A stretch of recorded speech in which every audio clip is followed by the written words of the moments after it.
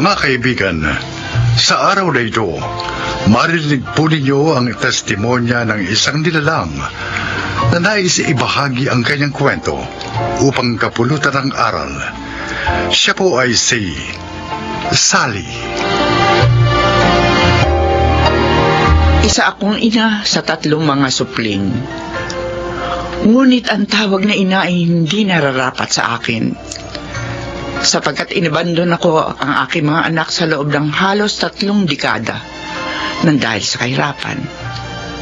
Pero ngayon, gusto kong itama ang aking mga pagkakamali at punan ang lahat ng mga pagkukulang ko sa aking mga anak. Ito ang aking buhay.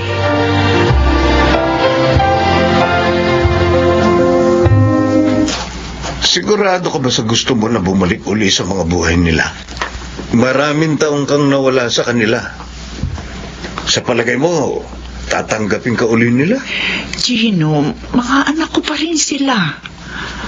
Oo, hindi ako naging mabuting ina sa kanila. Inabandon ako sila. Pero pinagsisisihan ko na yun. 60 anyos na ako. Nararamdaman kong konting panahon na lang ang kaya kong ilagi sa mundo. Kaya hanggat nabubuhay ako, gusto kong itama lahat ng pagkakamaling nagawa ko sa mga anak ko. Gino, ina pa rin ako. At umiiral pa rin ang pagmamahal ko sa mga anak ko. Bilang asawa mo, susuportahan ko ang desisyon mo. Nandito na tayo. Ako nang kakatok, Sally. Tao po! Tao po!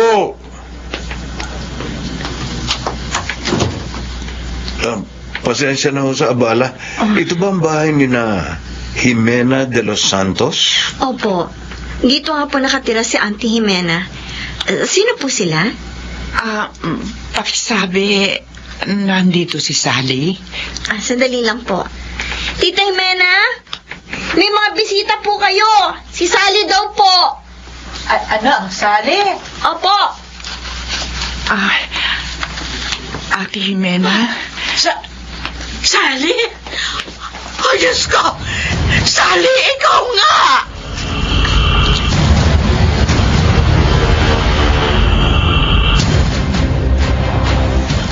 Ang tagal mong hindi nagpakita sa amin o nagparamdaman lang. Sa totoo lang, akala ko patay ka na. Ano bang nangyari sa'yo, ha? Mahabang kwento, Ate Jimena. Dahil sa sobrang hirap ng buhay, iniwan ko sa'yo mga anak ko. Pagkatapos, nakipagsapalaran ako sa siyudad ng maraming taon. Maraming trabaho kong pinasok. Pagiging tindera, waitress, sweeper, kasambahay, konduktora sa bus. Halos 10 taon din ako nakipagbuno sa buhay. Bago ko nakilala si Gino at napangasawa, nagkaroon kami ng 4 na anak.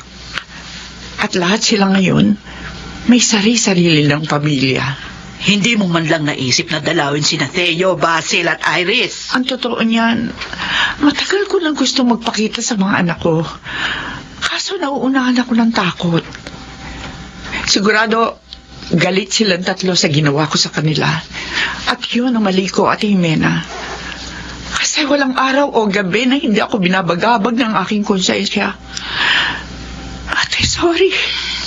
Nung umalis ka at iniwan mo sa akin ang mga anak mo, nagpakaina agad ako sa kanila.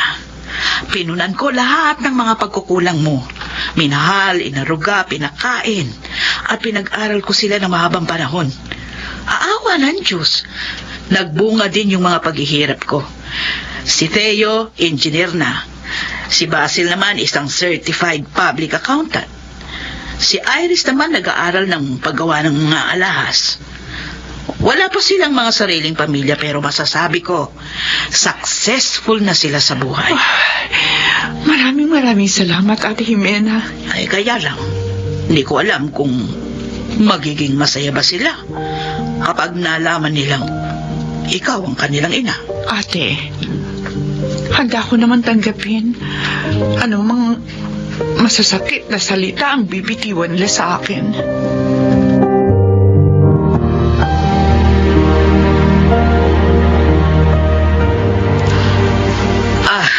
Teo, Basil, Iris. Siya ang aking kapatid, si Sally. At ang ina ninyong tatlo. Mga anak ko. Kayo po ang tunay naming ina. 2 taong gulang ka pa lang nung iniwang kita. Kaya hindi mo talaga ako mamumukhaan. Pero nagbalik ako sa inyo para itama ko ang lahat ng aking pagkakamali at mapunan ang lahat ang pagkukulang ko sa inyo bilang isang ina. Mama, sanggol pa lang ako nung iniwan ninyo kami. Pero alam niyo po ba, matagal kong hinangad na isang araw nakabalik ka sa amin. Ang tagal po namin kayong hinintay. Patawarin niyo ako, mga anak. Wala na po sa akin kung nagkamali man kayo noon. Ang mahalaga, nagbalik kayo. Ma, payakap po. Oo naman, anak. Salamat, Iris. Pinatawad mo pa rin ako sa kabila ng lahat. Teo, Basil, patawarin niyo na ang inyong mama kung malaki man ang naging kasalanan niya sa inyo. Kayo, Basil. Ma. Anak ko. Patawarin mo ko kung iniwang kita ng matagal. Pinapatawad ko na po kayo, Ma. Masaya po kaming magkakapatid kasi nagbalik na po kayo. Pero ako hindi. Hindi ako masaya. Kayo, Akala nyo mapapatawad ko kayo sa ilang dekadang pag-abandona mo sa amin? Hindi. Kaya hindi mahalaga sa akin kung bumalik ka man o hindi. Teo! No, Ate Jimena.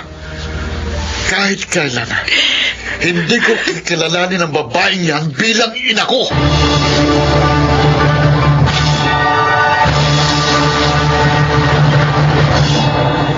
Oh, umalis na yung asawa nyo.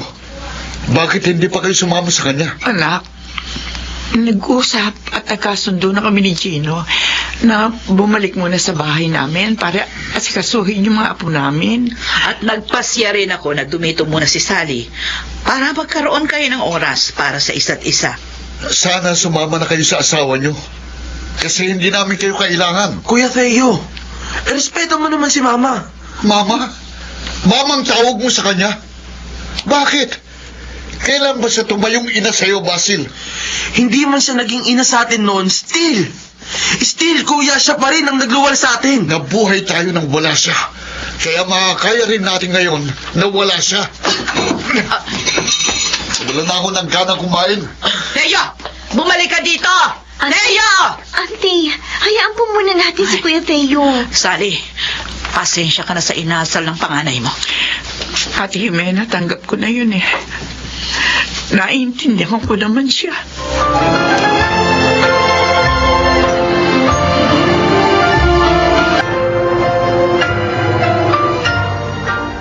Engineer Teo, ito yung progress report natin sa Masagana Homes 2. Our project is well praised by our investors. Magandang balita yan. Anyway, ina-expect din nila na magiging successful itong Parker Building na ginagawa natin, ha? Kaya kailangan din nating pagtuunan ng pansin. Teka, ano yun? Ano yun? Ha? Engineer, gumuguho ang building! Mababagsakan tayo ng mga kanton!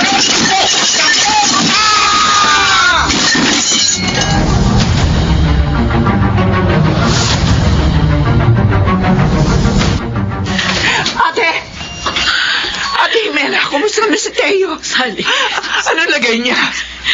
Ligtas sa mga anak ko. ligtas na si Teo. Pero ang sabi sa akin ng doktor, napuruhan ng mga paa niya. Anong ibig mong sabihin? hindi na makakalakad pa ang iyong anak.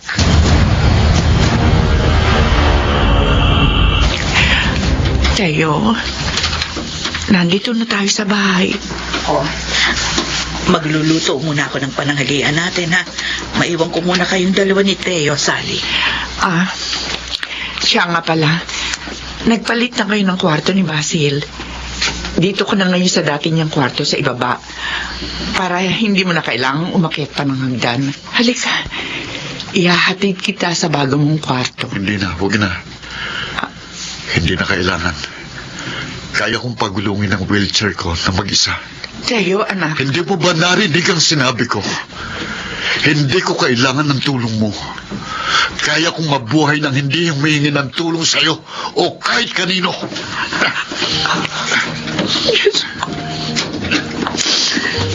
Kailan kaya ako mapapatawad ng anak ko?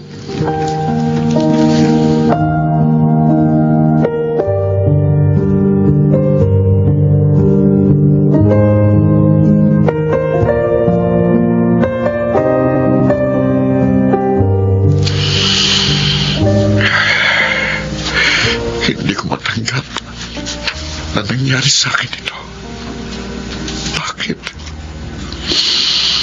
Ano bang kasalanan ko sa Diyos para ibigay niya sa akin ito? Itong napakalaking pagsubok. Teo, binigay sa'yo ang ganyang klaseng pagsubok. Hindi ibig sabihin susuko ka na lang sa buhay. Kailangan tanggapin mo nangyari. Magsimula ka ulit. Bumangon ka. Marami ka pang pwedeng gawin sa buhay. Ang importante, buhay ka. Hanggat may hininga, may pag-asa. Ate Jimena. Ay, maiwan ko muna kayo ng mama mo. May asikasuhin lang ako doon sa kusina.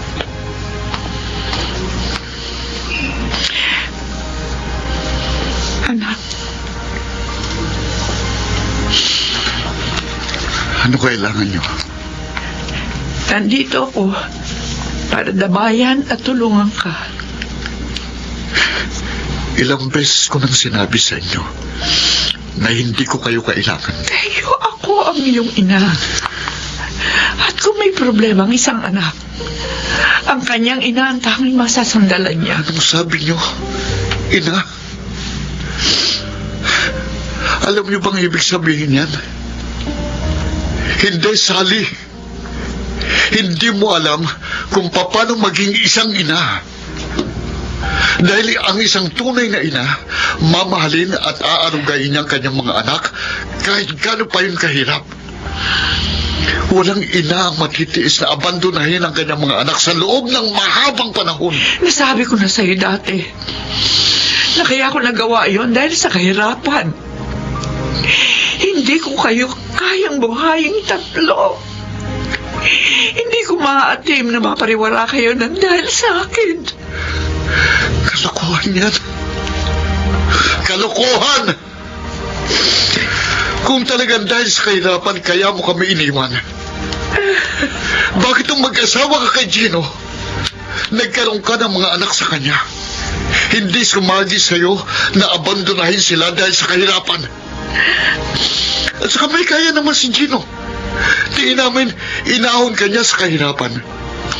Bakit hindi mo lang sumagi sa isipan mo na balikan kaming tatlo? Kasi hindi mo kami talagang mahal.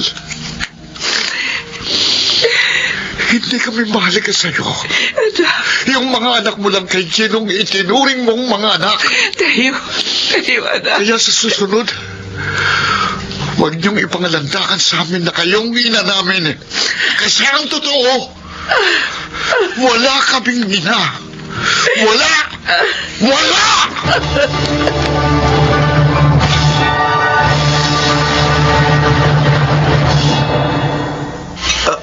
Auntie Jimena, nasan po si Mama? Bumalik na ang mama niyo kay Gino. Pero huwag kayo mag-alala. Nangako naman siya, dadalawin pa rin niya kayo. Teo, Basil, Iris, may aaminin ako sa inyo. Ano po yun, Auntie? Nung nagpakasal ang mama ninyo kay Gino, nagbalak siya na kunin na kayong tatlo sa akin. Pero sa kaloob-looban ng puso at isipan ko, hindi ako pumayag. Ayokong mawala kayo sa akin kasi tinuring ko na kayong mga anak. Kaya ang ginawa ko, lumipat tayo ng bahay nang hindi niya alam. Oo. Sa mahabang panahon, tinago ko kayo kay Sally. Kailan ko lang sinabi sa kanya yung present address natin, kaya nakapunta siya sa atin. Kasama si Gino. Kaya, Teo, hindi kasalanan ng mama mo kung bakit hindi niya kayo nabalikan.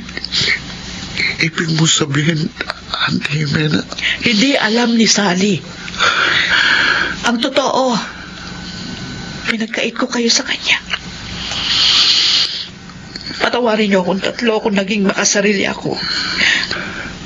Nagawa ko lang yun kasi mahal na mahal ko kayo. Auntie, Kaya pakiusap. Patawarin mo na ang mama mo. Tanggapin mo na siya. Teo, mahal ka niya. Mahal na mahal.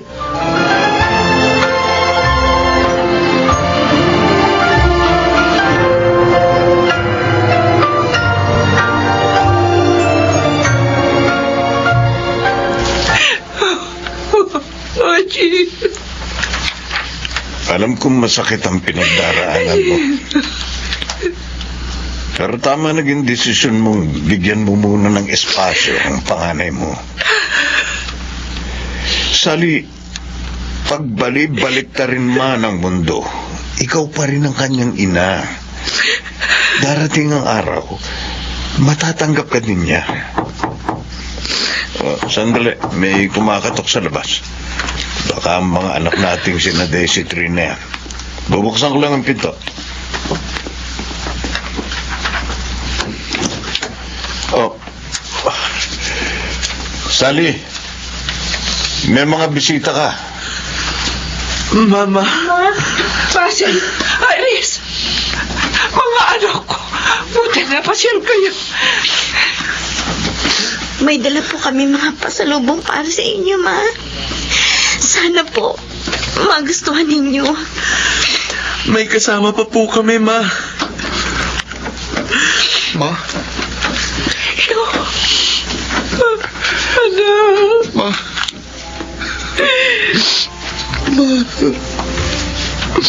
Bakit ka umiiyak, anak? patawarin po ninyo ako. Kung nakapagbitaw ako ng mga masasakit na salita sa inyo noon. Patawarin niyo po ako kung hindi ko kayo agad natanggap bilang aming ina.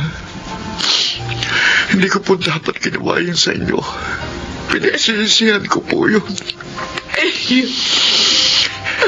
Inamin po sa amin ni Auntie Jimena na nung nagpakasal kayo ni Tito Gino, sinubukan niyo kaming bawiin sa kanya. Pero sa halip na ibalik, itinago niya kami sa inyo. Kaya po pala, hindi kayo nagparamdam sa amin ng mahabang panahon. Oo, totoo yun. Matagal ko na kayong gustong hanapin. Pero hindi ko alam kung saan ako magsisimula. Pero huwag sana kayo magalit sa Tita Jimena niyo. Hindi naman po kami galit kay Auntie. Na-realize lang din po namin na wala kayong kasalanan. Masana, mapatawad na po ninyo ako. Teo, kahit kailan, hindi ako nagalit o nagtampo sa'yo. Naiintindihan ko ang sitwasyon. Ang gusto ko lang naman makabawi sa inyong tatlo. At sana, hindi pa huli ang lahat. Hindi pa ho. Tinatanggap po namin kayo ulit sa buhay namin. Mahal na mahal po namin kayo. Tama po si Kuya Theo. I love you, Ma. I love you din po, Ma. Ay, naku. Payakap nga sa mga anak ko. Ma, Ito na siguro ang pinakamasayang parte ng buhay ko. Maraming salamat po, Panginoon ko.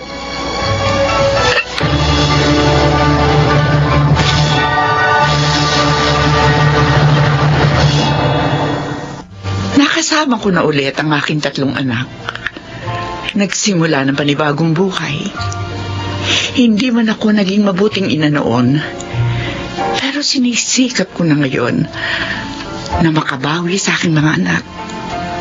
Sa ngayon, may sariling pamilya na sina Theo, Basil at Iris. Salamat sa Diyos dahil binuo niya muli ang aking pamilya. Ako si Sally, isang ina, at ito ang aking buhay. Mga nagsiganap, Susan Robles, Phil Cruz, Angelo Alcantara, Chiquit del Carmen Amor, Rosana Villegas, at Lionel Benamin. Sound effects, Jerry Mutia. Musical scoring, Buboy Salonga. Technical supervision, Eric Lucero at Bong Muyar. Sumulat ng ating kasaysayan, Krishna Senga. Creative consultant, Phil Cruz. Production assistant, Anching Cruz. Directed by Salvador M. Royales. Ito ang aking buhay.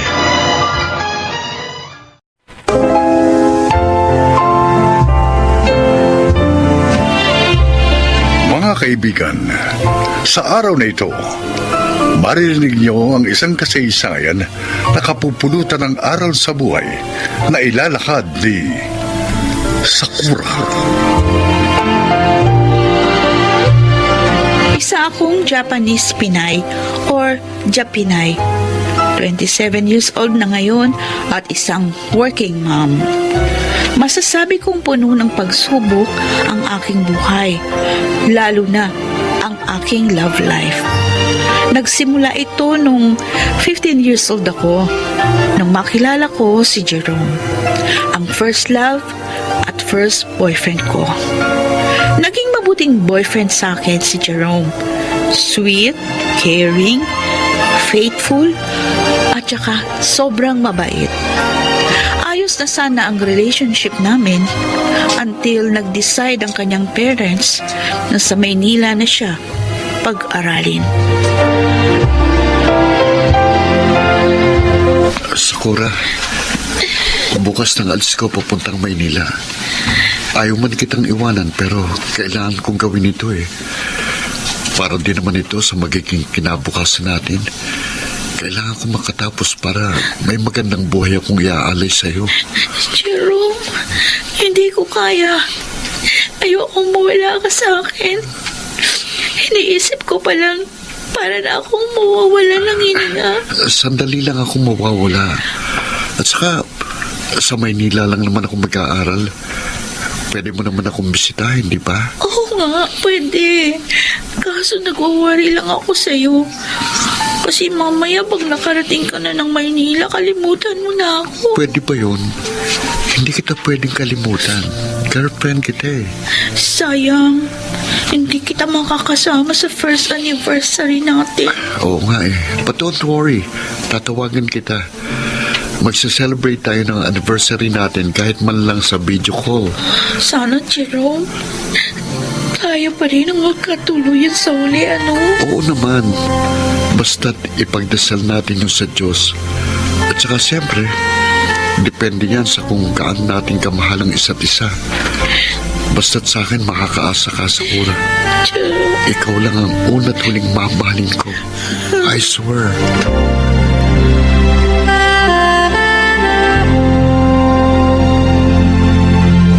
Sakura, bakit di ka pa kumakain? At saka, namumutra ka. sakit ka ba? Masama lang pakiramdam ko, Kuya Tatsuya. Tsaka ayoko ng pagkain. Sorry, parang ayaw masikmura ng katawan ko. Ops naman, para sa akin na nagluto ng pagkain natin. Sorry talaga, Kuya Kaito. Alam ko masarap ang luto mo. Nagkataon lang, meron akong hinahanap na ibang pagkain eh. Sandali. Hindi kaya buntis ka, Sakura? Ha? Ano po, Ma? Matagal na kita naobserbahan. Madalas kang mahilo, naduduwal. Tapos sinusuka mo lang yung kinakain mo. Namumutla ka rin. Tapatin mo ko. Nagalaw ka na ba ni Jerome? Ano, Sakura? Oo. May nangyayari na sa amin ni Jerome. Patay tayo dyan. Kung sakaring buntis ka, pananagutan ka kaya ng lalaki yun? Nag-aaral pa lang pareho si na Sakura at Jerome. Iyo. Paano niyo mapapanagutan ng kapatid natin? Malabo, Kuya Tatsuya. Sakura, Sura. magbihis ka mamaya. Pupunta tayo sa doktor para ma-check up ka. At masiguro kung buntis ka nga. Sakali mag-positive ka, tatawagan ko ang mga magulang ni Jerome para mapag-usapan ang problemang ito.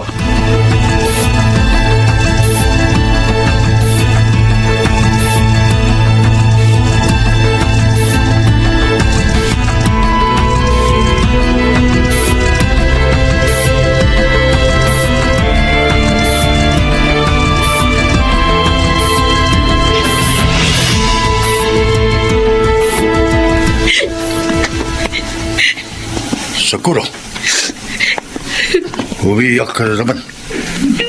Si Jerome pa rin ba iniisip mo hanggang ngayon? 7 buwan na siyang hindi nagpaparamdam sa akin. Oo, yan.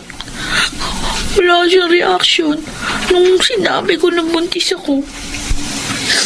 Pati yung parents niya nagpalit na ng number ng phone para hindi matawagan ni Mama. Isa lang ibig sabihin, Sakura. Hindi handa si Jerome na panagutan ka. Huwag kang mag-aalala. Andito kami ni na Mama at Kaito para tulungan ka. Kuya, Hindi mo kailangan si Jerome.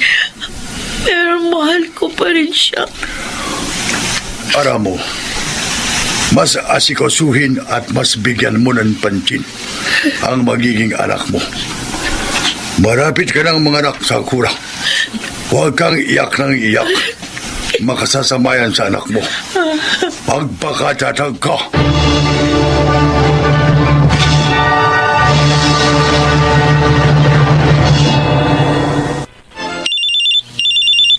Hello?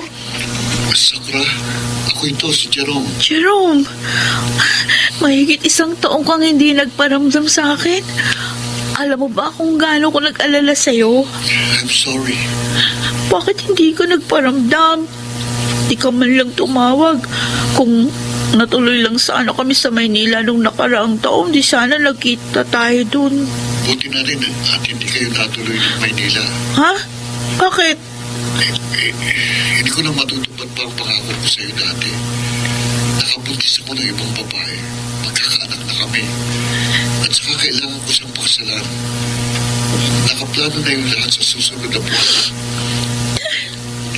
Pinaasa mo lang ako sa wala. Pero, sige. Kahit na masakit sa akin, pinalalayan na kita.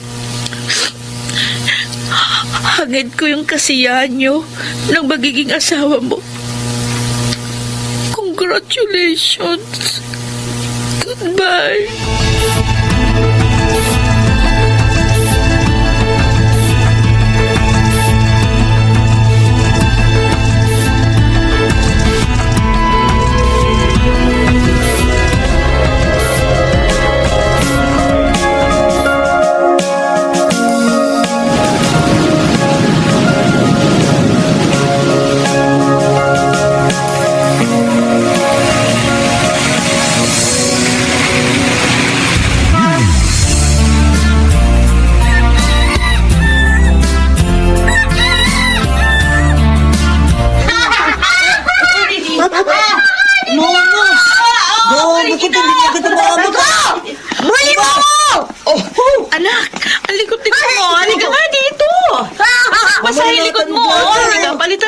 yung shirt mo. Opo, Mama! O, di ka. Oh, huwag kang malikot. Tingnan mo, basang-basa yung likod mo. Aray ko. Sandali, pupunasan ko. Opo. Sandali lang, Miko, ha? Tapos ito, laro tayo ulit, ha? Sige! Anak, tama na. Baka hikain ka uli. Uuwi na tayo. Mamo naman! Ayaw ko pa po umuwi! Sige na, Renji! Tama ang mama mo! Baka hikain ka na naman. Tulad kahapon. Next time na lang tayo maglaro uli. No! Teka lang, Renji, ano ba ang kulit mo? Sandali, pupulbusan kita.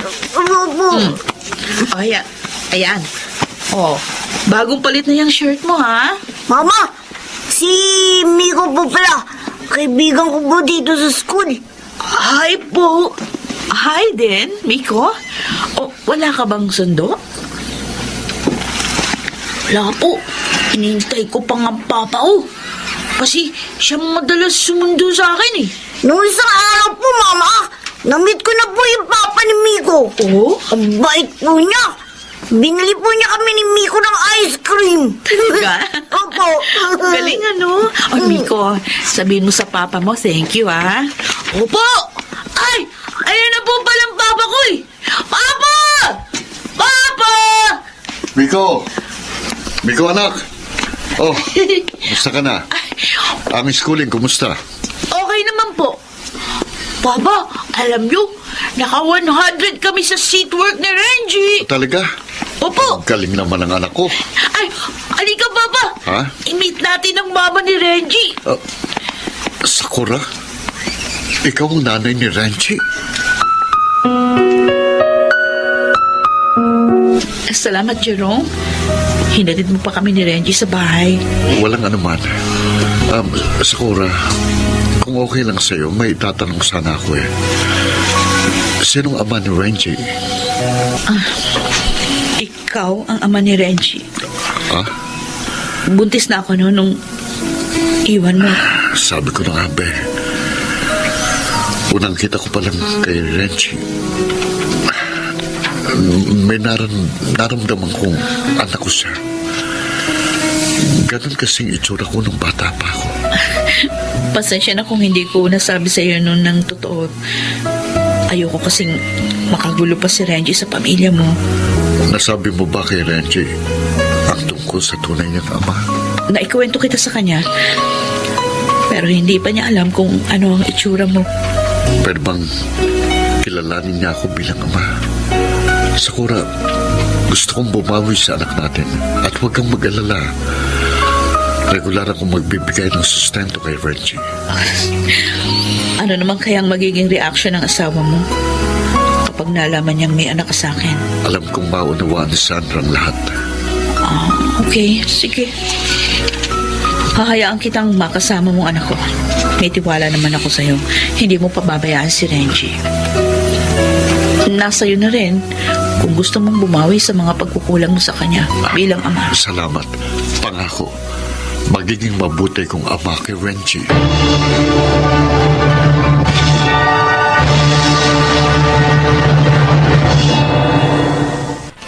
Mukhang napapadalas ang pagpunta mo kina Sakura. Sandra, magsisimula ka na naman ba ng away? Please, pagpahingayin mo naman ako. Pagod ako eh.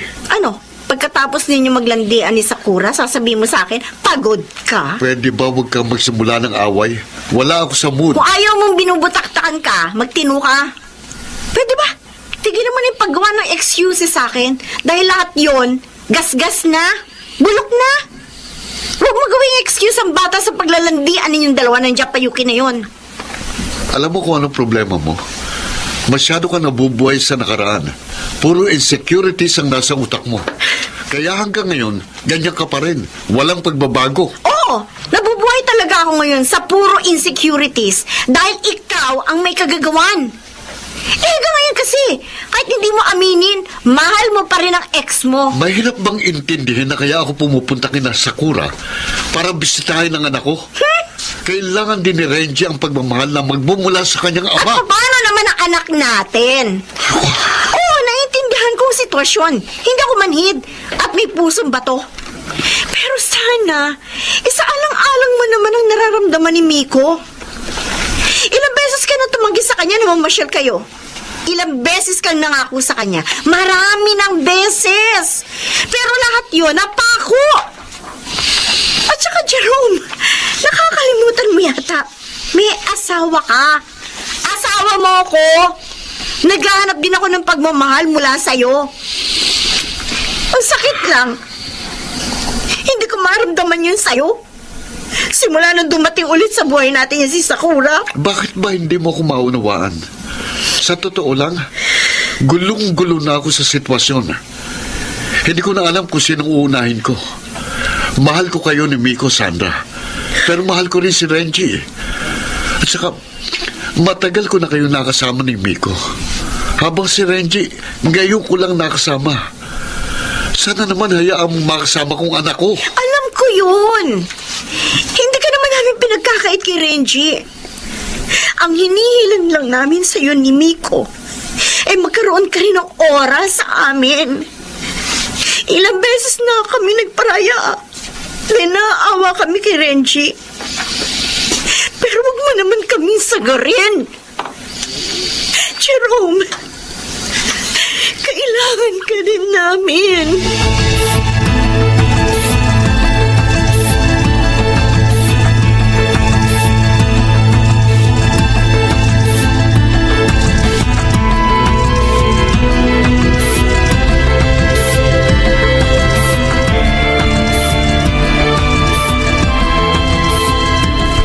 Mabuti naman at pumunta ka, Sakura. Bakit, Sandra? Ano pag-uusapan natin? Tungkol kay Jerome. Sakura, nakikiusap ako sa'yo. Tigilan niyo na kami ni Jerome. I don't want to be rude, pero nasisira na yung relasyon namin ni Jerome dahil sa inyo ng anak mo. Sandra, unang-una, hindi ko hangad na sirain ang relasyon ninyong mag-asawa. Nagkataon lang na kailangan ni Renji ng pagmamahal ng isang ama. Alam mo, wala na akong nararamdaman pa kay Jerome. Nakaraan na yun eh.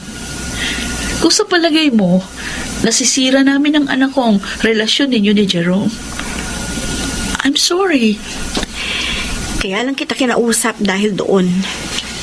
Nawawala na kasi siya ng oras para sa amin ni Miko. Alam ko naman eh. Nauunawaan mo ko. Ina ka rin katulad ko. Si Miko nagtatampo na siya sa ama niya. Kasi puro na lang si Renji. Sa kanya nakatuon ang atensyon niya. Nasasaktan ako para sa anak ko. I know. Pero hindi mo ba naisip, ngayon lang naranasan ni Renji ang maramdaman ng pagmamahal ng kanyang ama.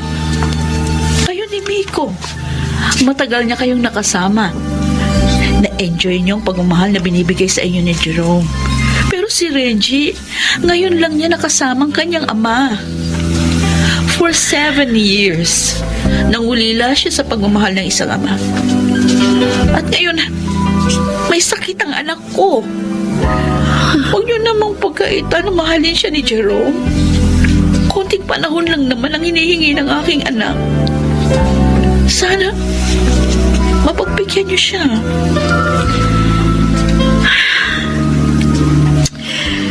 Okay. Naiintindihan ko. Sige. Magpaparaya ulit kami ng anak ko. Huwag kang mag-alala. Hindi mawawala si Jerome sa inyo.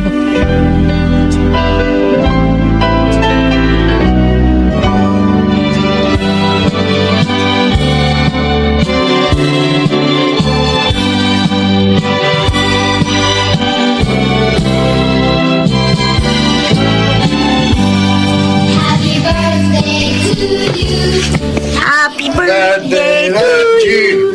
Happy birthday, happy birthday. Happy birthday to you. Happy nice birthday, anak. Oh, etong regalo ko sa'yo. Wow! Thank you po, Mama. Welcome. Kami rin ang mga tito mo, Renji. May regalo din kami sa iyo. Wow! Sana magustuhan mo lahat regalo namin sa'yo, ha?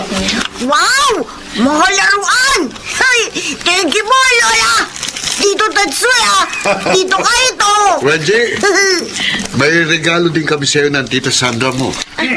Eto, Renji. Alam namin paborito mo yan. Wow! We Bear Bears! Paborito ko nga po ito! Salamat po, Papa! Tita Sandra! Sandra, naku, maraming salamat. Dumating kayo sa birthday ni Renji. Malaking bagay itong ginawa nyo para sa anak ko. Walang anuman, Sakura. Masaya kami mag-asawa na makasama si Renji sa special day niya. Kung kasama nyo lang sana si Miko, di mas masaya siguro si Renji. Close na kasi ang dalawang magkapatid. Nasa Amerika lang kasi si Miko eh. Nagbabakasyon sa mga lolo't lola niya. Pero malapit na rin siya umuwi. Sakura, Jerome, salamat din sa'yo. Dahil kahit na busy ka at abala sa iyong pamilya, may oras ka pa rin para kay Renji. walang anuman. Masaya ako kasi nagagampanan ko ang tungkulin ko sa aking anak. At saka, tinutulungan ako ni Sandra. Parang anak na rin ang turing ko kay Renji. Nakakatuwa at nakakataba ng pusong marinig mula sa inyo na mahal niyo ang aking anak. Tatanawin kong malaking utang na loob ito sa inyo.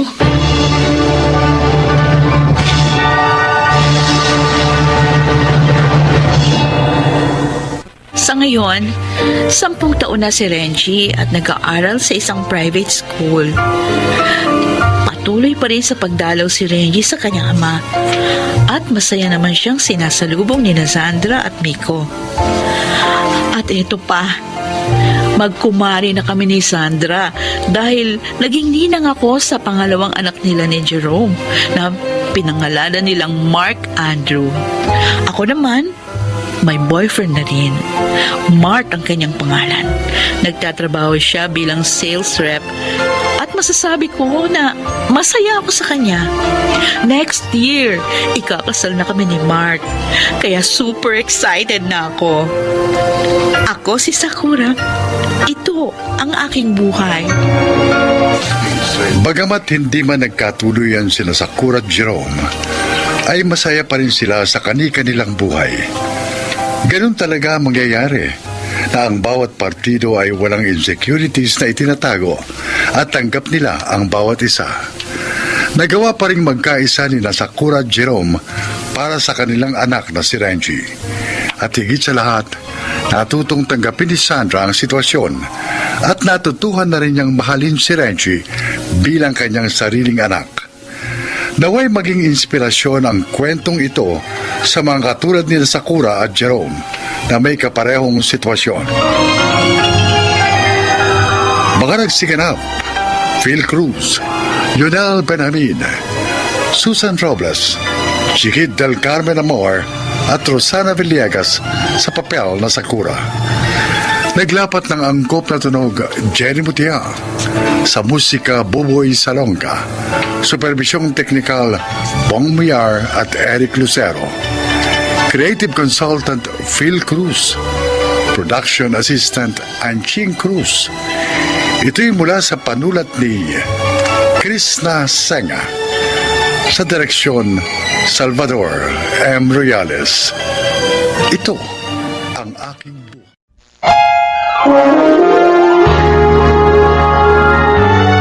Kauna-unahan sa Pilipinas. Manila Broadcasting Company.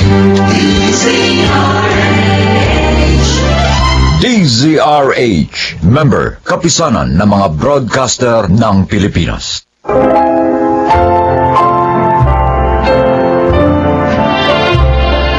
Mga kaibigan, maririnig ninyo ang kwento na kapupulutan nyo ng aral sa buhay. Narito ang kasaysayan ni Lenlen. Isa lang naman ang gusto ko sa buhay, ang mahanap ko ang aking true love. Kaya nang makilala ko si Jeric, agad niyang nakuha ang puso't tiwala ko. Siguro dahil sa malambing na personality at kanyang mga mabulaklak na pangako sa akin. Pinili ko siya sa pag-aakalang siya na ang aking true love. Ngunit may pagkakataon talagang nagkakamali tayo ng ginagawang desisyon sa buhay. Oh, mahal. Bakit hindi ka pa kumakain? Feeling ko may problema ka. Ayaw mo lang sabihin sa akin. Natatandaan mo ba yung gabing sinuko ko sa iyo ang virginity ko? Oh, bakit? Jeric, hindi pa rin ako dinadatnan ng monthly period hanggang ngayon eh. Ganun ba? Oo. Pero natatandaan ko ang sabi mo sa akin, hormonal imbalance ka. At normal lang sa'yo na minsan madelay. Hindi, Jeric. Iba eh. Iba ang feeling ko.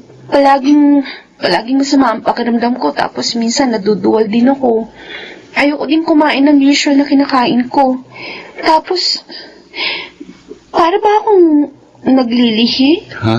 Buntis yata ako eh. Since hindi naman tayo protected nung gabing nagsiping tayo. Nag-pregnancy test ka na ba? Hindi pa. Subukan mo munang mag-test. Pero sana hindi ka mag-positive. Paano kung positive? Anong gagawin natin?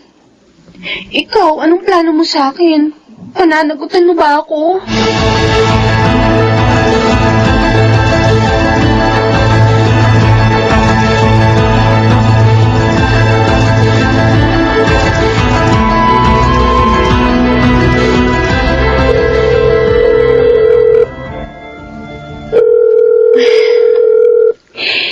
Sana sagutin na ni Jeric tong tawag ko.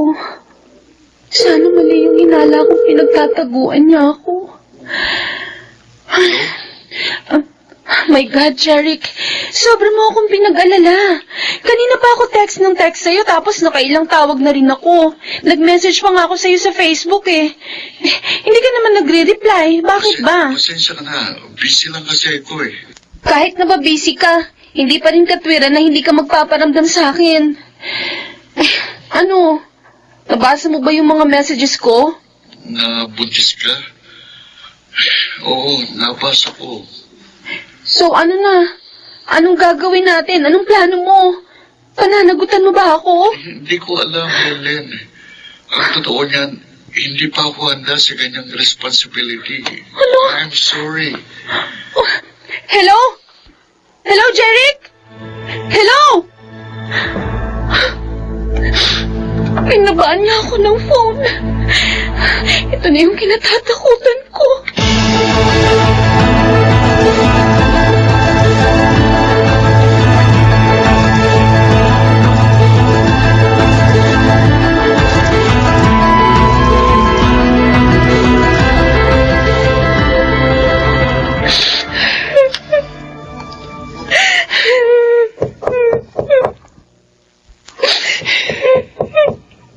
Lelen?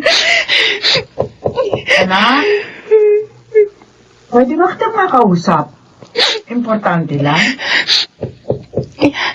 Ma? Pasok po kayo. Hindi po nakalaki ang pinto. Kaya ka pala nagkukulong dito sa kwarto mo dahil umiiyak ka. Bakit? Hindi ba siya nagpaparamdam sa'yo? Opo. Ilang beses ko na po siyang kinokontak sa cellphone at sa Facebook pero wala na po. Hindi na siya nagpaparamdam. Pinuntahan mo na ba siya sa tinutuluyan niya?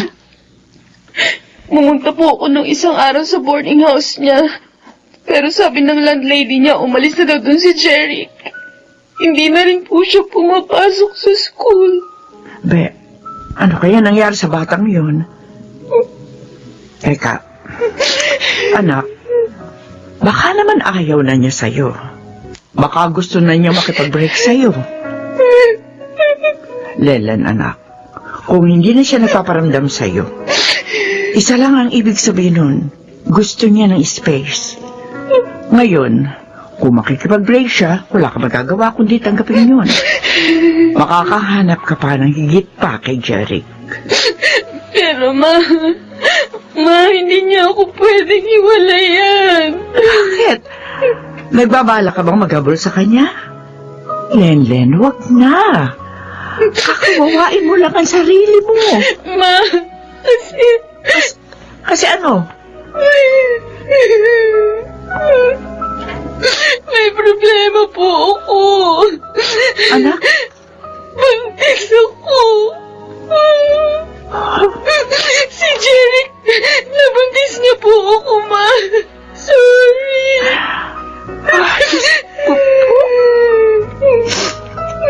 Ilang buwan ka na buntis? Parang magdadalawang buwan na po. Lele naman, anak. Bakit ka naman nagpabuntis sa kanya? Hindi ko naman po alam na mangyayari to, sir. Yun na nga, bakit mo ibinigay sa kanya virginity mo nang hindi pa kayo kasal?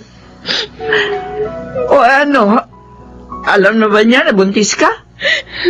Opo. At tinakasan ka niya, kaya hindi siya nagpaparamdam sa'yo.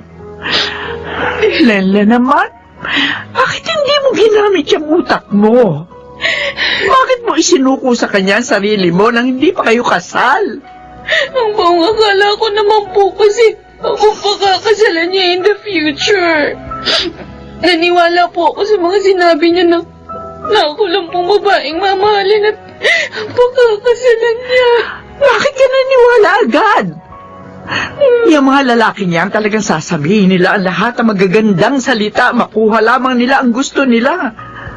Tapos, kapag nakuha na nila, at hindi ka naman pala talagang mahal, ayun, iiwanan ka lang. Oh, siya, tama na, Tana, huwag ka na umiyak. Dahil kahit na maggangawa ka dyan, hindi na magbabago ang katotohanan ng disgrasyada ka na. Ituloy mo na yan, anak. At huwag ka nang umasa pa kay Jerry. Napananagutan ka niya.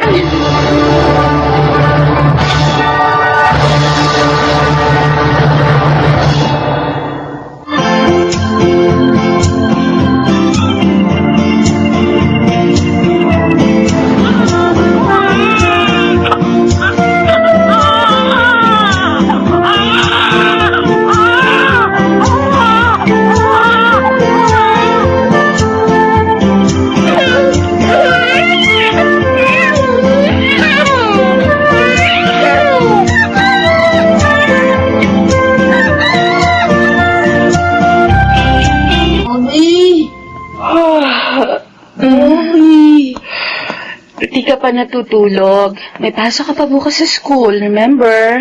I cannot sleep. Halika nga dito. Tabi ka sa akin. Hihimasin ko ulit yung tenga mo para makatulog ka kaagad. Mommy, Bakit, anak? sa Friday pala, meron kaming activity. Kasama daw po yung mga daddy. Baka naman pwedeng mami na lang. No, daddy kailangan, sabi ni teacher. Eh, di magdadamit na lang akong panlalaki. Kunyari, ako daddy mo. Mommy, ang corny. Makatuksayin ako doon nila bot-bot. Eh, di sisitahin ko yung bot-bot na yan. Mami, diba? Meron pa po akong daddy. Oo naman. May daddy ka pa. Kaso, matagal na siyang wala. Hindi na po siya babalik. Hindi na, anak. Okay, kids. Nandito ng parents nyo, so kailangan behave, ha? Anyway, we will start our activity for today. Thank you, parents, for accompanying your child for today's activities. Anak, ituro mo nga sa akin mamaya kung sino yung bot-bot na madalas mang-asar sa'yo. Opo, Mami. Good morning, Miss Polencio. Good morning. I'm looking for Lemon and... Sino ba dyan? Doon po sila. Doon po sila. Thank you very much. Okay, nandito na rin palang parent ni Botbot. At sir, dito po kayo maupo ni Botbot. Thank you. Sino sa kanila, anak? Sino dyan si bot-bot? Ayun po, ayun si Bot-Bot. Yung kalbang classmate ko. Saan? Bagong dating. Oh my God. Bakit po, Mami? Kailangan na nating umalis, anak. Bakit po? Magsisimula na po yung activity. Huwag na tayong I'm umalis. sorry, anak. Pero magpaalam na tayo sa teacher mo. Sumama kasing pakiramdam ko eh. Need kong pumunta sa clinic, okay? Tara na. Okay.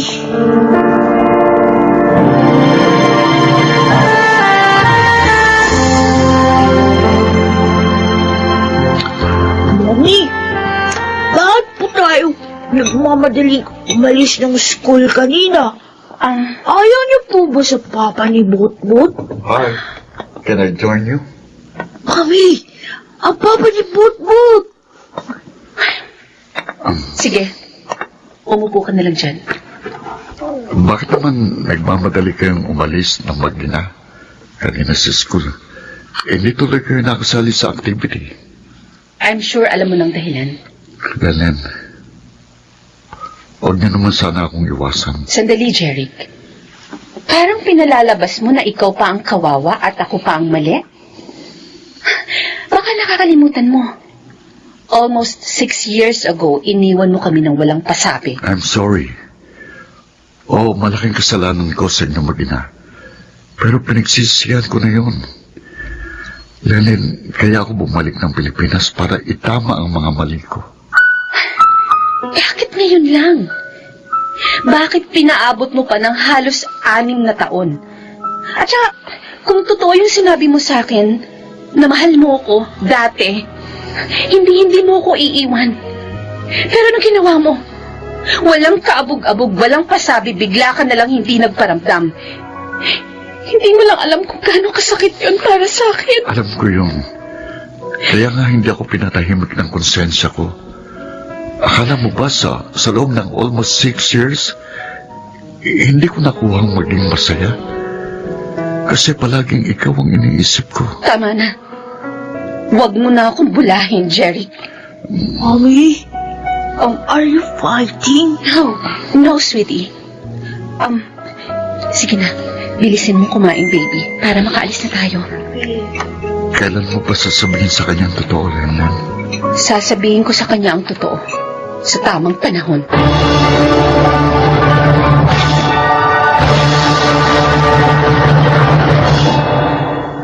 Jeric, hindi ba si Lenlen yun? Oo, siya nga yun. Ipinaliwanag mo na ba sa kanyang lahat? Hindi pa kami nakakapag-usap ng matagal, pero Terence, matagal ko nang gustong sabihin sa kanya na mahal ko siya. Baka ito na yung tamang pagkakataon, insan. Dali, puntahan mo na siya. Alam kong maiintindihan ka niya once na naipaliwanag mo na sa kanya ang lahat. Ano bang pag-uusapan natin, Jeric? Lennon, please bigyan mo ko ng isa pa pagkakataon. At ipinapangako ko sa inyong dalawa ni Mapis, babawi ako sa inyo. Hindi ko na kayo iiwan. Gusto kong malaman mula sa'yo. Ano bang dahilan mo para gawin yun sa akin? Sige, aaminin ko sa'yo. Oo, mahal kita. Pero nung malaman kong buntis ka, parang natakot ako. That time, na-realize ko na hindi pa ako handang maging tatay. Gusto kong tuparin yung mga pangarap ko. Kaya nag-decision ako. Naiwan ka ng walang pasabi. Pero binala ko rin ang balikan kayo ng anak natin. Kaso hindi mo ginawa. Dahil natakot ulit ako. Dahil siguradong pagkabuhi ang mga ingibabaw sa'yo dahil sa ginawa ko. Kaso, hindi ko rin yun natiis.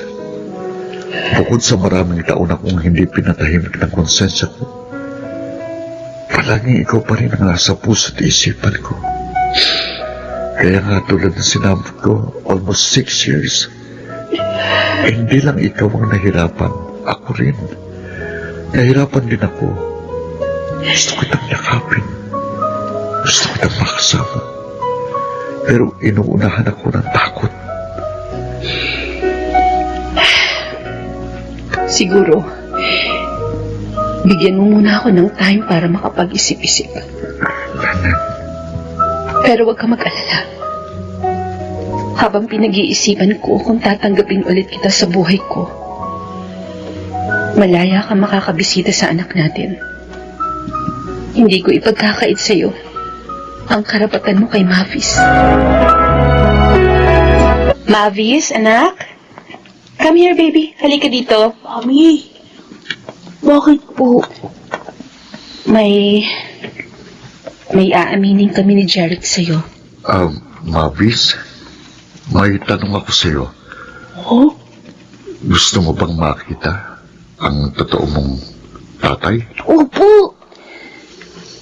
Anak, si Jeric. Siya ang totoong daddy mo. Mavis, anak. Daddy? Kayo? Ang daddy ko? Oo, akong daddy mo. Daddy! Daddy! Payakap na sa anak mo. Daddy! Sorry kung iniwan ko kayo ng mama mo. I'm sorry talaga, anak. Huwag ka mag-alala, Mavis. Nangakong papa mo na hindi ka na niya iiwan. Magkakasama na kayong dalawa. Totoo yan. Daddy? Ano, anak? Masaya ka ba? Na nakilala mo ng totoo mong dati. Opo! Masayang-masaya po ako! Daddy!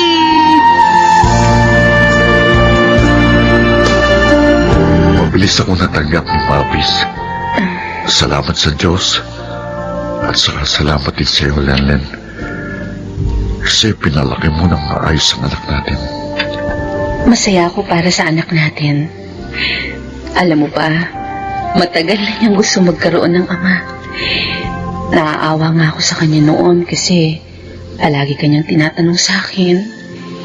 Naiinggit daw siya sa mga kaklase niyang may mga tatay. Ngayon, hindi na siya maiinggit. Kasi nandito na ako.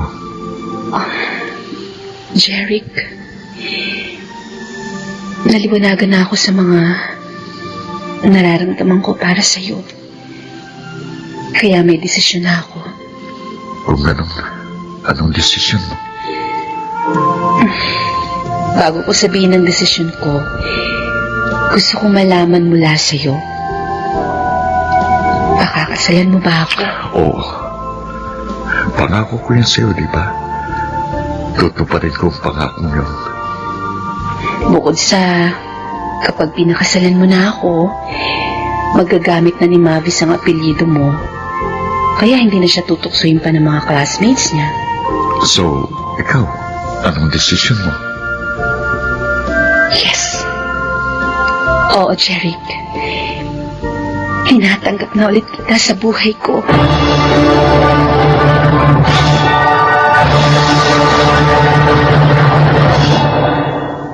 Laking pasasalamat ko nang tinupad ni Jeric ang kanyang pangako sa aming mag-ina.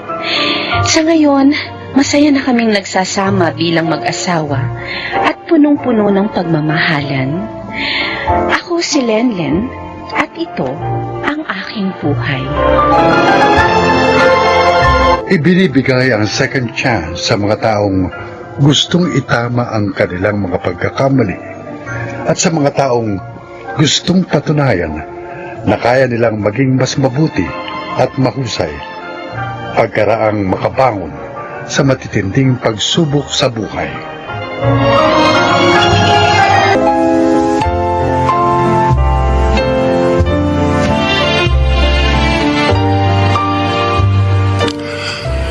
Mga kaibigan, sa araw na ito ay isa na namang nilikha ang magbabahagi sa atin ng kwento ng kanyang buhay. Siya ay si Menchi.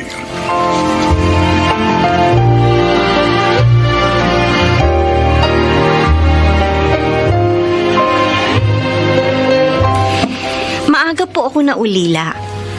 At dahil wala namang naabot na mataas na pinag-aralan, kasambahay po ang aking naging trabaho.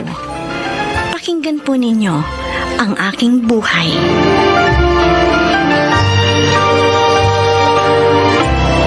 Meiji, bakit hinuhugasan mong mga yan? Hayaan mo na ako. Para naman may maitulong ako dito sa inyo. Kaya naman namin ligpitin yan eh. At saka gusto ko rin naman na may ginagawa ako. Naiinip ako eh. Okay, ikaw na nga bahala. Ay, Dayan, kanina nga pala. Kinausap ako ni Mrs. Rios. Yung kapitbahay ninyo mayaman. Oh, bakit? Anong sinabi niya sa'yo? Inalok niya ako. kung gusto ko raw pumasok na katulong sa kanila. Malaki raw ang ipapasweldo niya sa akin. Mahirap dun eh. Ha? Alam mo ba, walang nagtatagal na katulong sa kanila. Kahit na nga malaki magpasahod si Aling Sandra. Ay, ganun. Alam mo ba kung bakit? Hindi. Hindi ko naman kasi nakakausap yung mga nagiging katulong nila dahil nga may trabaho ako sa mall. Pero palagay namin ni Inay, dahil yun sa anak ni Aling Sandra. Gusto ko sanang subuking magtrabaho dun eh. Ha? Sayang naman kasi malaking sweldo. Doon nga sa mga dati kong amo, walang nagpapasahod sa akin ng ganung kalaki. Kahit na nga masipag naman ako. Sa bagay. Tapos meron pang nananakit, di ba? Ay oo, yung huli ko naging amo. Kaya nga umalis ako dun eh. At nagpunta dito sa inyo. Kaya lang, ilang buwan na rin akong tambay. Pero nag-aalala ako kung doon ka magtatrabaho kay Aling Sandra. Salamat sa pag-aalala mo. Isa ka talagang tunay na kaibigan. Malapit lang naman ang bahay nila rito eh. Kaya, magkikita pa rin tayo.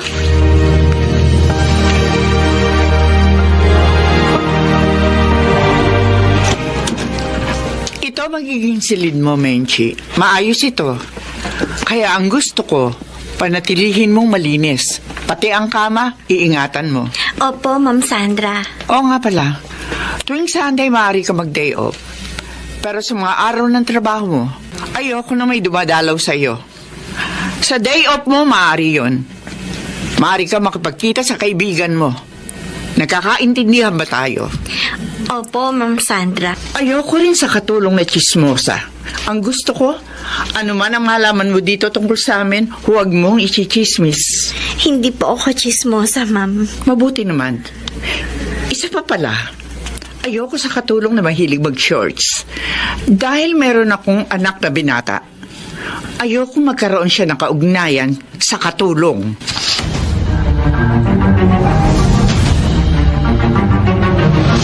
Boring na dito sa amin, Sunny.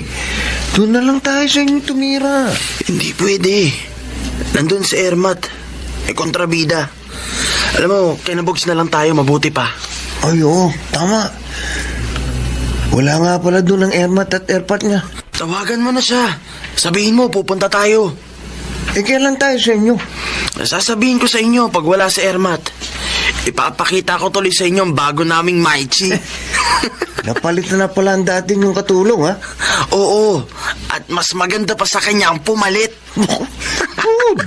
Siguro naman sa isang yun, hindi na tayo mabubulilyaso. Mami, may lakad ako. Pahingin akong pera. Na naman? Sani naman. Kailan ka ba magbabago? Sisirain lang ng shabu yung utak mo. Ang dami mo namang daldal. Mami mo ko, kaya nagmamalasakit ako sa iyo. Hindi ko kailangan ng malasakit mo. Ano? Magbibigay ka ba ng pera o kukunin ko ang mga alahas mo? Oh, Diyos ko. Ano bang pagkukulang ko sa anak ko? Bakit ba siya nagkaganon? Ayoko masira ang buhay niya. Pero anong gagawin ko para matulungan siya? Ma'am Sandra. Tama na po. Huwag na po kayong umiyak. Menchi, Nakita ko po ang buong pangyayari. Naawa po ako sa inyo. Kaya nung makaalis po si Sir Sunny, nilapitan ko na kayo. mahal na mahal ko ang anak ko. At ayoko mapahamak siya, Menchi. Ma'am, huwag po kayong magagalit pero ano po kaya kung ipagamot niyo po siya uli? Pero nagbanta siya sa akin. Kapag daw dinala ko siya sa rehab, tatakas siya. At hindi ko na siya makikita pa. Aalis po kayo, Mang Hector? Oo, Menchi. Titingnan ko lang ang pamilya ko. Ilang araw na kasing may sakit ang misis ko eh. Nagpaalam na po ba kayo kay Ma'am? Oo, at pinayagan na niya ako. Babalik din naman ako agad. Menchi, Po. mag-iingat ka rito ha. Hanggat maaari. iwasan mong lumapit kay Sunny. Ay, kinakabahan naman po ako sa mga sinasabi ninyo, Hindi, Mang mahirap Hector. na eh. Baka mapagtripan ka niya. Nakuha mo na ang pera ko. Ano pa bang gusto mo? Tumahimik ka, ha? Gusto kong maglaro. At ikaw ang paglalaroan ko. Sana'y kung ano man ang iniisip mo, pakiusap, huwag mong ituloy. Mami mo ko, anak. Umiga ka. Mami mo ko! Hika, sabi! Anak, wag. Matakot ka sa Diyos. Ngayon nakatawag na ako sa police station. Pupuntahan ko na si Ma'am Sandra. Baka kung ano nang ginawa sa kanya ng kanyang anak. Pag nagkataon, ipapalo ko sa kanya itong dala kong pamalo. Ay, Diyos ko. Tulungan mo po kami. Narito na ako sa tapat ng kwarto ni Ma'am. Bigla akong bubuksan itong pinto ng ganito. Bitiyan ka naman si Ma'am Sandra! Tumahimik ka! Tawa ka sa mami mo! Ay, magandang dumating. Halika, lumapit ka. Pare ko naman ang maging kabalit niya. Pinalalapit niya ako. Bahala na. Talagang lalapit ako. Benji. O, ikaw tanda. Alis dyan. Ito pa! Benji. Tahan na po, Ma'am. Hinuli na po ng mga pulis si Sir Sunny. Akala ko mapagsasamantalahan at mapapatay na ako ng sarili kong anak. Salamat na lamang dumating ka at nakatawag ng pulis. Ngayon po, Ma'am, matatahimik na po kayo. Maraming salamat sa iyo. Sinuong mo ang panganib, mailigtas lang ako. Awang-awa na po ako sa inyo, Ma'am. Kaya hindi ko na po inisip ang sarili ko. Napakabuti mo talaga. Hindi ako nagkamali sa pagtanggap sa iyo bilang aking kasambahay.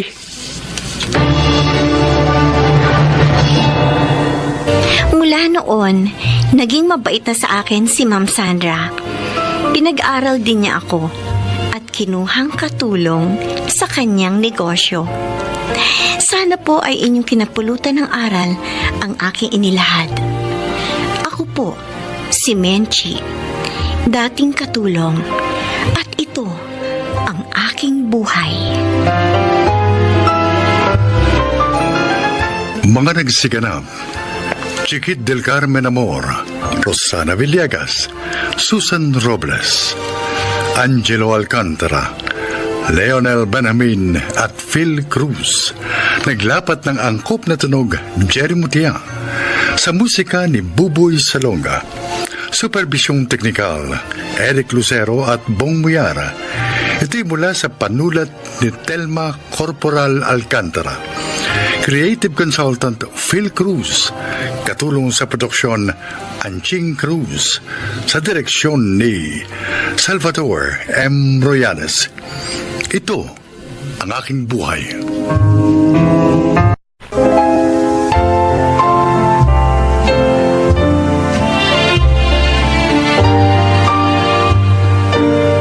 Mga kaibigan, sa araw na ito, isang lalaki ang magbabahagi sa atin ng kanyang kasaysayan upang kapulutan ng aral sa buhay. Siya ay si Denver.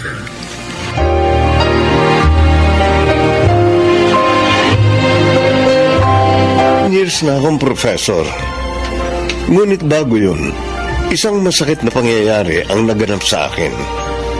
Kaya naman mula nun, naipangako ko sa aking sarili na hindi lang ako basta magtuturo sa aking mga estudyante, kundi tutulong din. Pakinggan po ninyo ang aking paglalahad.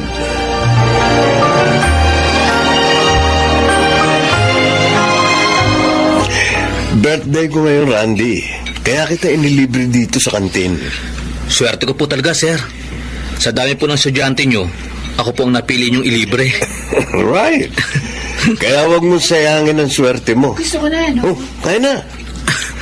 Thanks, sir. Pwede na. Bakit nga pala wala kang assignment sa subject ko kanina? Po? Kuwan, sir. Sorry po. Hindi ko po kasi nagawa. Nakalimutan ko po.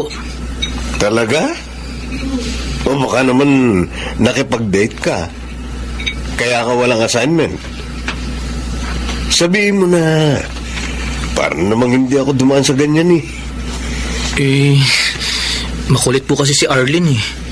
Gusto mamasyal kami kahit wala akong pera. Kaya pinagbigyan ko na po.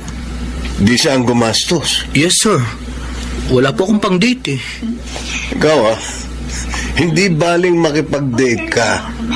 Pero dapat gumawa ka pa rin ng assignment mo. Sayang naman ang baon mo at time dito sa university kung wala kang gagawin. At ayoko rin masayang ang laway ko sa pagtuturo lang. Gets mo? Yes, sir.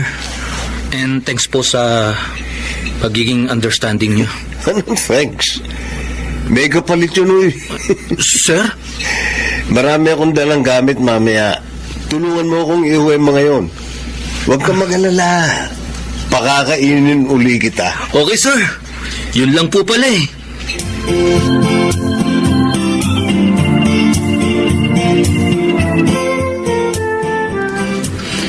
Ang swerte mo, Randy. Kasi mukhang favorite ka ni Sir Denver. Bakit mo naman nasabi yun, Patty? Paano? Para kayong tropa. Lagi kayong magkasama. Madalas ka rin yung utusan. Nagtataka nga ako eh. Kung bakit ako ang tinotropa niya. Siguro dahil gwapo ako. Ano ibig mong sabihin? Na mahilig sa gwapo si Sir Denver. Nabading siya, ganun. Hindi naman. Pero hindi ko maisip ang dahilan eh. Kung bakit malapit siya sa akin. Baka naman talagang mahilig lang siya sa gwapo. Dahil pangit siya. Sus, ito naman kung makapangit, wag gas. Totoo naman, di ba? Pero mabait si Sir kahit pangit siya. Kaya nga, dahil sa mga ipinapakita niya sa akin, ganado ako mag-aral sa subject niya. Di ba back subject mo yung tinuturo niya? Lumipat ka nga lang sa kanya, kaya naging classmate ka namin eh. Oo, 2 beses ko nang hindi na ipasa yung subject na yun. Palagay ko, this time, papasa ka na. Tropa mo kasi professor natin eh.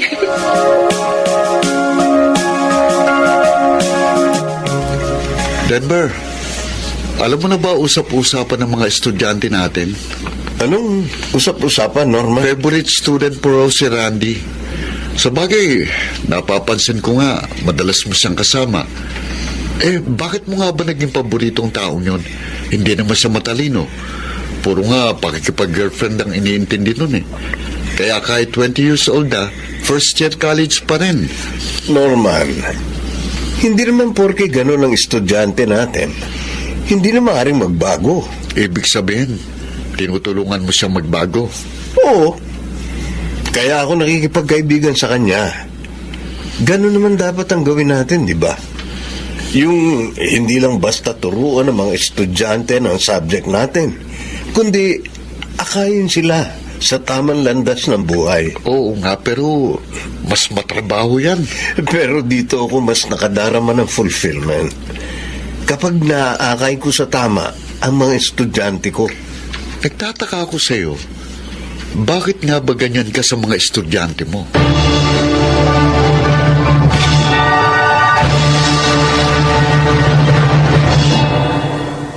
Randy, hindi ka na naman dumating sa usapan natin yesterday. Sorry, Jessel. Nilagnat kasi ako eh. Ang sakit ng ulo ko kaya hindi kita napuntahan. Ay, ganun ba? Sana tinext mo ko. Para ako na lang ang nagpunta sa'yo. Ayoko nang abalahin ka pa sa studies mo. Kaya nga ngayong medyo okay ng pakiramdam ko, pinuntahan na kita. I'm sorry, Randy, ha? Kala ko kasi may kadate ka ng iba. Kaya hindi mo ko sinipot. Selos ka kasi ng selos eh. Hindi pwedeng mangyari yun. Dahil ikaw lang ang love ko.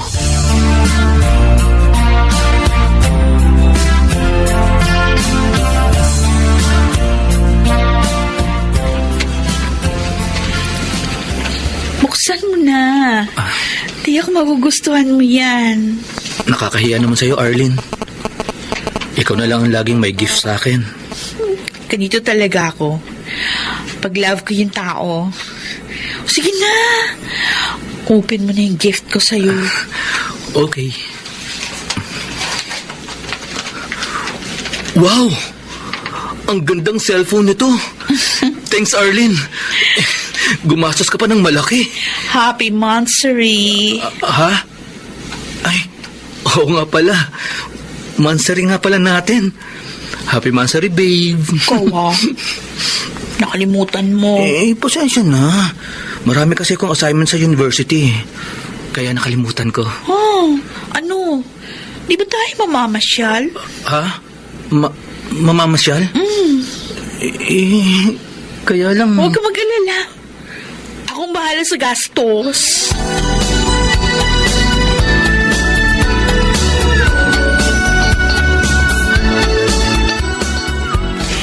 Pareho mo naman pala silang hindi type. Bakit niligawan mo pa? Nahalata ko kasi gusto nila ako. Kaya niligawan ko. Sus? At yun, walang kahirap-hirap nila akong sinagot. Pero pinaglalaroan mo sila sa ginagawa mo. Oo nga. Friend, iwan mo na sila. Total, hindi mo naman pala gusto. Baka mamaya niya makasikig ko. Tama si Patty. Dapat ang nililigawan mo ay yung talagang mahal mo. At kung hindi ka pa sure sa feelings mo, di huwag ka manligaw. Studies mo na lang ang pagbuhusan mo ng panahon mo.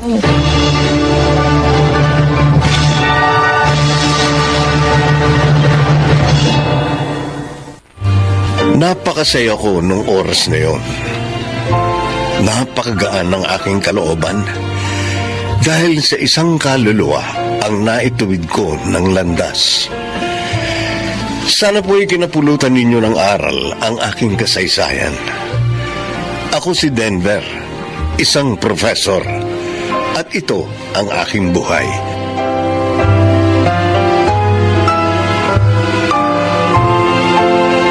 Mga nagsiganap, Chiquit del Carmen Amor, Phil Cruz, Rosana Villegas, Alan Ortega, Susan Robles, at Lionel Benjamin sa papel na Denver. Naglapat ng angkop na tunog Jerry Mutia sa musika ni Buboy Salonga. Supervisyong teknikal Eric Lucero at Bong Muyar. Creative consultant Phil Cruz. Katulong sa produksyon Anching Cruz. Ito'y mula sa panulat ni Telma Corporal Alcantara. Sa direksyon Salvador M. Royales. Ito ang aking buhay.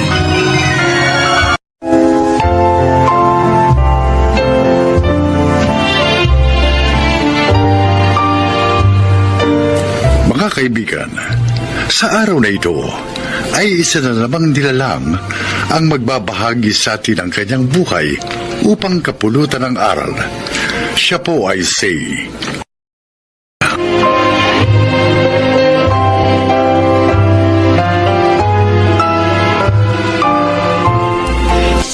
Merry Christmas po, Nanay Narda!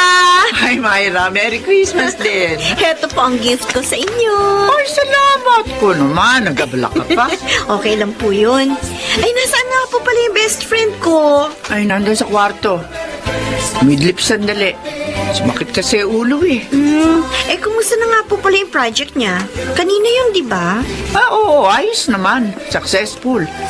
Tinulungan siya ni Oscar at ng mga barangay namin. Dumating po ba si Gerald? Ay, naku, hindi. Nagtalo sila ng gusto ni Ruby nung isang linggo. Nasundan pa yun ng tanggapin ni Gerald, yung kliyenteng hindi tinanggap ng aking anak.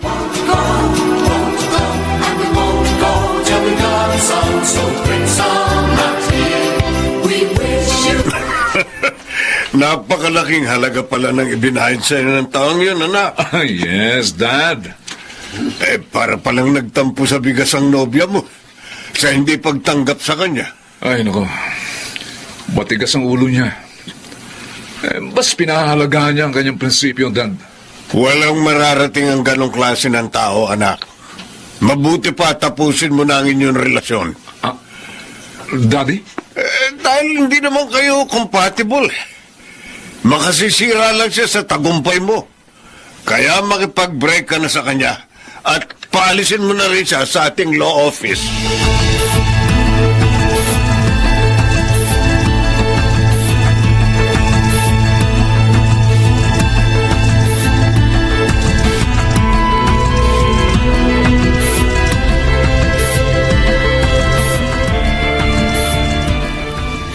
Grabe naman ang mag-amang yun. Ang sama ng ugali. Ikaw nga rin akalaing gagawin nila yun sa akin. Ano ngayon yan? Saan ka papasok, anak? Kinausap ko na po si Myra, Nay. Kinuha na po niya ako sa law office ng tito niya. Kaya magkakasama na kami. Ay, mainam naman. Nay, hindi po pababayaan ng Diyos si ate. Dahil nasa panig siya ng kabutihan. Nalulungkot nga ako at nangihinayang.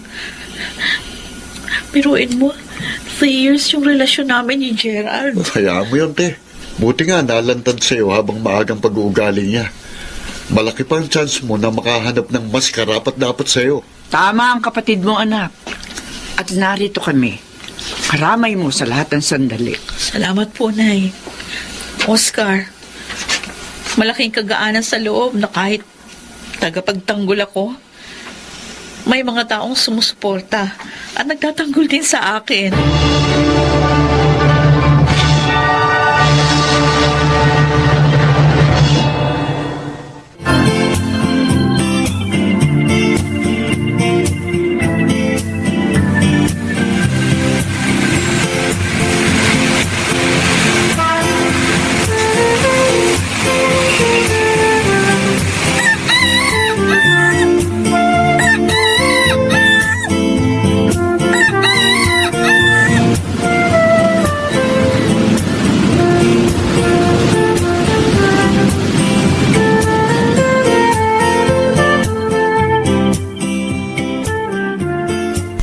Congratulations, Attorney Ruby! Naipanalo mo ang kaso ni Rowena. Ay, ang saya-saya ko, Myra. At nagpapasalamat ako sa Diyos dahil niloob niyang mangibabaw ang katarungan. Pinag-uusapan ka na nga ngayon, Attorney. Ay, ano ka ba? Tigilan mo ang katatawag sa akin ng attorney. Dalawa lang naman tayo dito sa room. At hindi naman yan ang lagi mong tawag sa akin. Naku, napaka-humble talaga ng best friend ko. Teka, bakit naman nasabi mong pinag-uusapan ako? Dahil natalo mo si Ronald Millones. Maging ang dati mo boyfriend. Kalimutan na nga natin ang taong yon. Tara, halika. Lilibre kita ng lunch. Ay, sandali.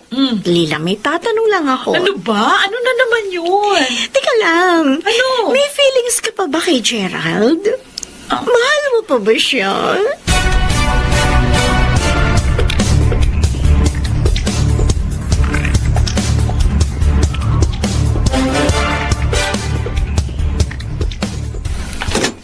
Oh, kayo pala, Nay. Pasok po kayo. Yan ba yung mga isasama mo sa mga ipamimigay ng ate mo sa darating na Pasko? Opo. Abay, kadami! Mas marami kaysa nung mga nakaraang taon. Tumulong din po kasi mga office mate ko. Matutuwa ang ate mo niyan. Sa kanya rin, maraming nagbigay ng tulong. Ang bilis ng panahon, no, Nay? Oo nga. 2 years lang ang nakalilipas. Buhat ng simula ni ate ang proyektong ito. Ay, tama, anak. At sa awa ng Diyos, lalong gumiginhawang buhay natin. Lalo kaming nagtatagumpay ni ate sa aming trabaho. Joy to the world, the Lord is come. Let earth receive a King. Attorney Gerald! Oh, it's been a long time. Bakit narito ka sa law office namin? Gusto ko sanang makausap si Ruby, Myra. She's not here. Inaasikaso ang gift giving niya for December 24th. Patuloy pa pala yun? Of course. At tumutulong din sa project na yun ni Ruby, ang aming law office. Ano ba sadya mo sa best friend ko? May importante sana akong sasabihin sa kanya.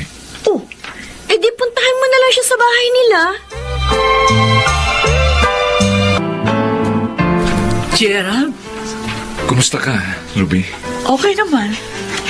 Siya nga pala, may dala akong mga goods. Pantulong sana sa mga ipamimigay mo for this Christmas. Talaga? Gusto mo na ako tulungan? Oo. Dahil nakilala ko na ang pagkakamali ko, Ruby. I'm sorry, ha? Sana buuin natin muli yung magandang pagtitinginan natin. Napatawad na kita, Gerald. Kaya lang, hindi na pwede yung gusto mo. Ruby, bakit naman? Mayroon na bang iba? Wala. Pero, wala na rin ang dating pag-ibig ko sa'yo. Ayokong lokohin ka, kaya, pasensya na. Humanap ka na lang na iba na maaaring magmahal sa'yo.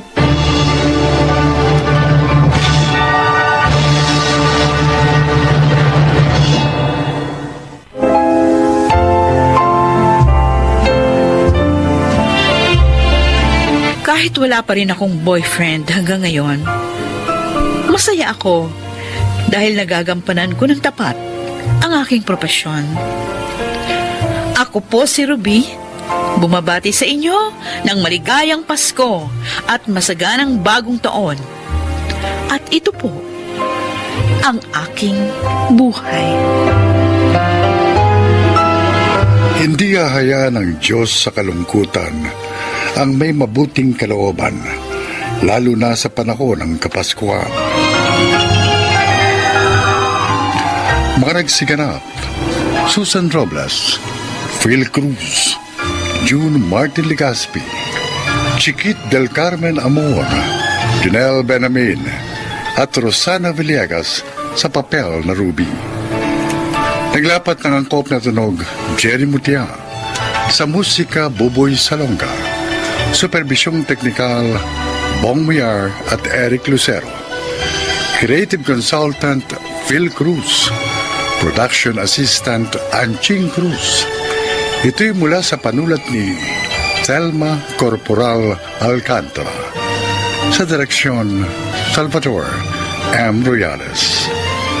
Ito ang aking buhay.